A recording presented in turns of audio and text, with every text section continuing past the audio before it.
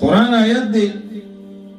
ویش سبا و بیگا شپا و رس پی اور پیش کیگی و عذاب ورکولی کیگی لارشی لگ دا مصر میوزیم تیو ٹورو لگوی چکرو لگوی ورشی وی گوری چاہے چرتا فیرون چغوی آیا وجودی سوزی آیا پاسیگی آیا ٹوپونه وی سکی او ایمانم داده چه سبا و بیگا شپا و رس آسو زولی شی عذاب اللہ تعالی ورکی ورلا جسد اوس دلته دی د عذاب کمزی کی ورکی مسئله دلته راغله اوس دیزی کی زمنګ عقیده دادا چې اصل عذاب ثواب دا په برزخ کی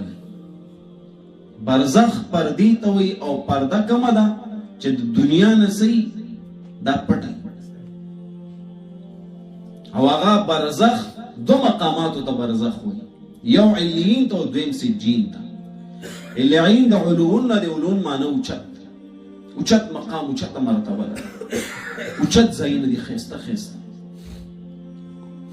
چې کوم مجرمان نه وي د الله د احکاماتو منونکي وي د الله قانون مني نو هغه خلق و ارواح به هغه ځای ته جمع کیږي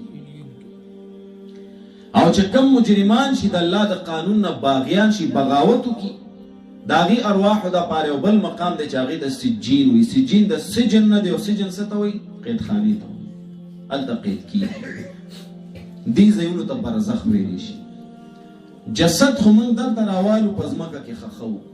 دپاره د دې ډیکمپوزیشن د هغې وشي څښان بوی جوړوي خلکو ته تکلیف شي شریعت د اسلام ډیر ښکلی دی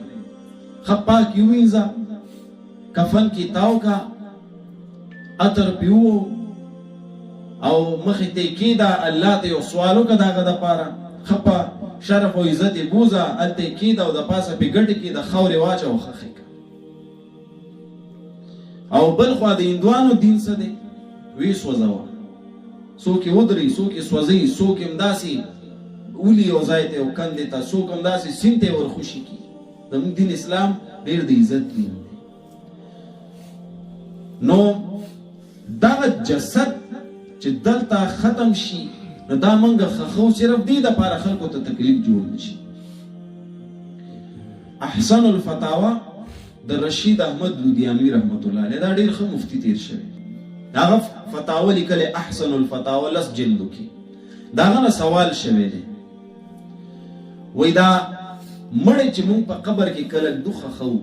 دا سوال جواب دلته وي که نه کوم بل ځای کې هغه ورته وایي چې دا محض یوه ګړه ده دلته د انسان د وجود د پټولو لپاره ګړه کوو په دې کې موږ هغه ښخوو اصل عذاب او ثواب دا په برزخ کې وي لین سجین کې وي دا جواب دا غم نه دی دا دیوبندي دی که نه بهرحال عذاب ورکولی کیږي سجین کې روح ته خو د هغې خپلو کې انټریکشن وي د جسد سره چې د هغې اثر الله تعالی دې جسد ته هم رسوي څنګه یې رسوي اوس دې ته وایي تعلق برزخي تعلق برزخی داسې تعلق دی چې الله فرمایي تاسو کې د هغې په باره کې شعور نشته بل احیاء عند ربهم یرزقون یو ځای کې یو بل ځای کې ولکن لا تشعرون لیکن تاسو کې شعور نشته تاسو پرې نه پوهېږئ چې دا څنګه تعلق دی د تعلق برزخی د وجې دې جسد ته څه کېږي اثر را رسېږي دا غذا او د دې پریکټیکل دلیل دا د فرعون جسد دی په دې جسد دي کیمیکلز لګي دا خرابېږي په دې کې خرابتیا راځي توروالی پکې راځي تاسو وګورئ دا الله چې په غونډۍ باندې کله راوستو یونس کې تاسو ویلې الله وایي دا ستا جسد زه په اوچت مقام راولم چې خلکو له عبرت کړم یو عبرت نه نم دی زموږ دپاره یو خدا دی چې ظالم و جابر و الله ورسره څوک دویم عبرت دا دی چې یو تن نښه دا ده چې یو تن دا نه مني نو چې هغې ته پته ولګېږي چې عذاب کوم ځای کې وي نو د هغه په دې وجود کې تاسو ګورئ توروالی راځي چینجز راځي